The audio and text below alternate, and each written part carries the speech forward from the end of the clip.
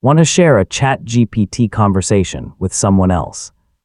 ChatGPT lets you create a shared link for a conversation, making it easy to send useful answers, discussions, or research to friends, coworkers, or collaborators. In this tutorial, I'll show you how to share ChatGPT conversations in 2026. So let's get started. First, sign in to ChatGPT and open the conversation you want to share. You can select a chat from the sidebar or open a recent conversation. Make sure you've selected the correct conversation before creating the shared link. Next, click the Share button in the conversation. You can also access sharing from the chat options in the sidebar. ChatGPT will prepare a preview of the conversation you're about to share.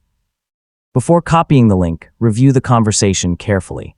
A shared link can contain the conversation history included in the snapshot at the time you create or update it.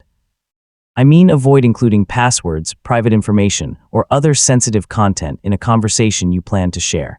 When everything looks correct, create the shared link and click Copy Link. You can then paste the link into an email, message, document, or social media post. Take a moment to make sure the link was copied successfully before closing the window. If you need to make changes later, return to the original conversation and open the share options again.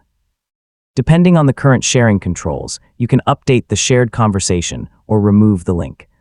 You can also manage your shared links from ChatGPT's data control settings. Remember that anyone who can access a shared link may be able to view the shared conversation. So always review the content before sharing and avoid putting sensitive information in a shared chat. So you've successfully learned how to share ChatGPT conversations, and that's how to share ChatGPT conversations.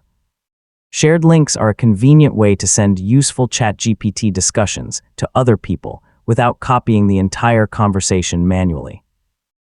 Just remember to review your content first and share links only with people you trust. Thanks for watching, and I'll see you in the next tutorial.